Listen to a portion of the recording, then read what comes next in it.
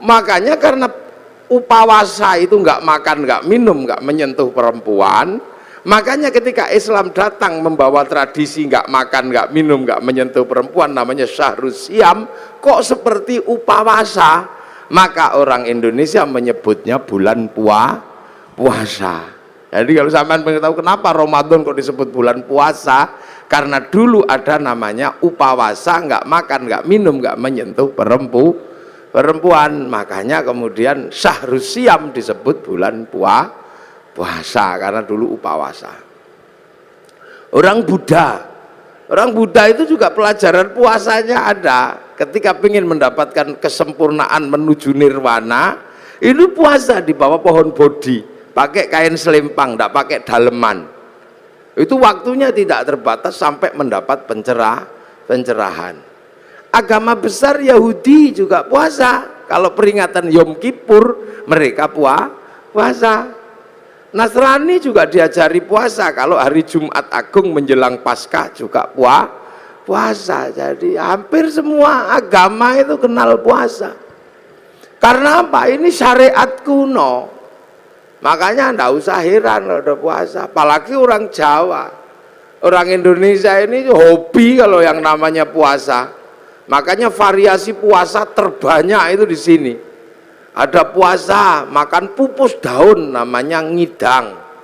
Ada puasa mangan polo pendem yang di bawah tanah namanya ngerowot. Ada puasa tidak kena matahari namanya pati geni. Ada puasa gandul duit namanya ngalong. Ada puasa diem macam bisu. Ada puasa ngeluyur aja namanya ngedan. Ada variasi puasa itu macam-macam itu di sini. Dan bagi orang Nusantara dan orang dunia, puasa ini menempati sejarah tersendiri. Hampir seluruh cerita besar itu bermula dari puasa. Rasulullah mendapatkan wahyu setelah puasa, naik turun gunung di Gua Hira, hampir dilakukan selama 15 tahun. Syekh Abdul Qadir Al-Jilani mendapatkan ma'rifatullah itu setelah puasa 25 tahun di padang pasir, dibimbing Syekh Mubarak Al-Majzumi, jadi Sultanul Aulia. Di Jawa Sunan Kalijaga rojone berandal, bisa jadi wali karena puasa 3 tahun. Sunan Geseng itu tadinya cuma tukang ngambil kelapa itu, tapi kuat puasa 3 tahun, baca Ya Hayyu Ya Qayyum, itu bisa lari di atas air dan bisa meneruskan perjuangan Sunan Kalijaga. Padahal dia keliru, yokayuku yokayumu. Nggak, Saridin disuruh puasa sama Sunan Kudus. Kalau kamu mau jadi penerusku yang hebat, puasa 3 tahun di atas pohon kelapa, baca Allahu Akbar, dilakukan 3 tahun, jadi pengganti para wali, namanya Syekh Jangkung akhirnya Saridin. Wong Pati pasti kenal itu. Dan itu pun keliru mestinya Allahu Akbar, keliru lawa bubar. Jadi sejarah besarnya puasa, jangan sembrono. Ki Gede Pemanahan penjenengan cerita sama Sunan Kalijogo. Jeng Sunan, saya pengen juga jadi raja. Ki Penjawi dapat pati.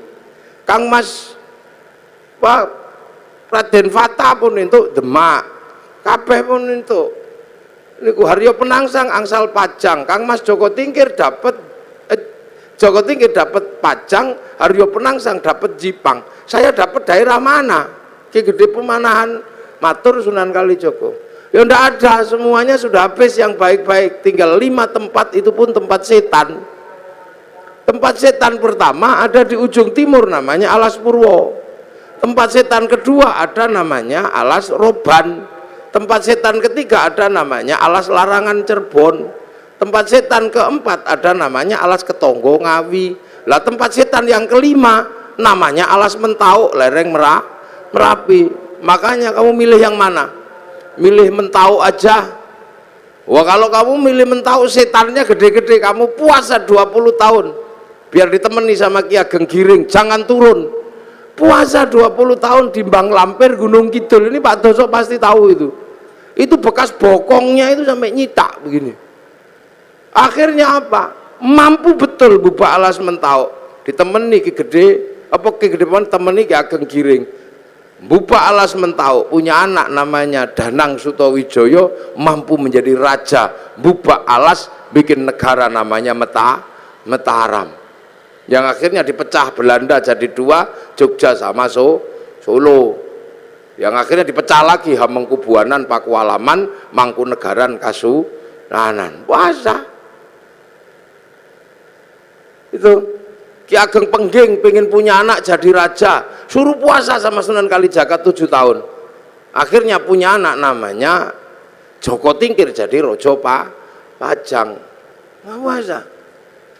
Calon Raja Mataram itu ada yang nggak mau jadi raja karena takut kalau jadi raja tidak alim. Maka dia keluar dari kerajaan namanya Raden Bagus Harun. Menempuh perjalanan spiritual puasa 7 tahun di daerah Ponorogo, Kampung Pagotan, di samping sumur. Yang sumurnya itu akhirnya ditirakati selama 7 tahun. Tahun ke-7 sumurnya itu naik airnya 7 meter. Tanggal 27 Ramadan. Aku dapat Lailatul Qadar. Maka sumurnya dikatakan dengan nama sumur Sewu Wulan. Karena sumur Sewu Wulan maka kampungnya sekarang disebut Kampung Sewulan di belakang pabrik gula Pagotan itu. Nah, Raden Bagus Harun akhirnya punya anak perempuan galaknya luar biasa, dikenal dengan nama Nyi Ageng Alap-alap. Kalau ngamuk naik di atas pohon.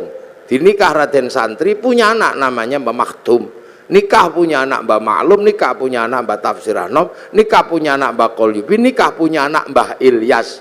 Mbah Ilyas menjadi kandepak pertama di Surabaya. Punya anak perempuan galak namanya Nafiqoh, dinikah sama Kiai Hasyim Asy'ari, punya anak Kiai Wahid Hasyim, nikah sama Nyai Solikah binti Bisri Sansuri Jombang, punya anak Abdurrahman Wahid. Bener-bener terjadi seorang ulama jadi presiden walaupun 2 tahun luwung. Cara puasa. Lu makanya kayak Lirboyo itu pondok besar Lirboyo. Itu ketika Kiai Mbah Manap mau mendirikan Lirboyo, wong itu pusatnya berandal, suruh puasa, ngerowot, jangan makan yang di atas tanah, makan umbi-umbian. Dijalankan selama 56 tahun. Makan uwi, tahu uwi? Ngerti nggak uwi? Uwi umbi-umbian gede itu. 56 tahun makan uwi, sampai akhirnya uwinya hilang, dicuri genderuwo. Nah, akhirnya diganti gadung sama Mbah Manap, akhirnya gadungnya dicuri genderuwo. Akhirnya karena makan genderuwo, genderuwonya makan gadung, akhirnya jam 12 malam genderuwonya mendem. Angin ribut terjadi di Lirboyo, pondoknya ambruk karena ada genderuwo makan gadung. Akhirnya sama Mbah Manap dikasih minum minyak jarak, terus sembuh. Kasih tugas nimba untuk air mandinya santri, pakai singgot pring panjang, itu nyinggot namanya. Nah, maka di Lirboyo dulu zaman mondok, sampean kalau tahu itu ada kriat itu genderuwo nimbo. Nah, tapi sekarang genderuwonya pensiun karena Lirboyo sudah punya sanyu. Sudah pensiun. Buana besar. Yo. Makanya di Jogja ada orang menempuh jalan puasa. Namanya Sukirah, ini Pak Doso tahu. Sukirah ini perempuan biasa, tapi punya cita-cita pengen punya anak jadi raja. Padahal bukan tetangganya raja. Istri raja juga bukan, maka tetangganya olok-olok paling anakmu nanti jadi presiden, apa jadi raja deh ketoprak. Tapi Bu Sukirah nekat puasa 9 bulan sambil ya Allah, ingin punya jadi raja ya Allah. Itu 9 bulan anaknya lahir, laki-laki keriting jemblok itu, dikasih nama Soeharto, itu jadi presiden 32 tahun. Nah, itu makanya dulu jalan puasa ini banyak ditempuh oleh nenek moyang kita. Pengen istri cantik kok ditolak. Orang dulu puasa. Masuk masjid kalau santri baca ya Rahmanu ya Rahim, 7 hari 7 malam, I love you. Lah ya, kalau nggak mau ya Rahmanu ya Rahim ya cari pohon besar, bawa beringin di kantor Pelindo itu, baca sunah mata kaji hajiku jaran goyang. Ya I love you sama saja, yang penting puasa. Lu puasa ini menghasilkan energi yang luar biasa. Ini yang kadang manusia akhir nggak ngerti. Makanya ayam aja ngerti, kalau pengen neteskan telur puasa 21 hari. Nanti ayam netes. Ulet itu kalau pengen terbang dia puasa, jadi kepompong, ngepompong dulu, baru terbang jadi kupu. Ular itu kalau mau melungsungi ya puasa, nanti kulitnya ganti lebih mudah lah lagi. Makanya kita berdoa semoga puasa kita seperti puasa kupu-kupu, puasanya ulet habis jadi kepompong terbang jadi kupu, jangan kayak puasanya ular, setelah puasa tetap aja keluar ular, sekali ulo tetap ulo. Ini tuh jangan puasa. Dukun-dukun bayi dulu itu bodoh-bodoh, ndak pinter, cuman yok apa lo kuato, tapi puasanya kuat ya brul gitu ya keluar. Dan puasa ini nggak pandang bulu, dibikin baik ya mandi, dibikin jelek ya mandi.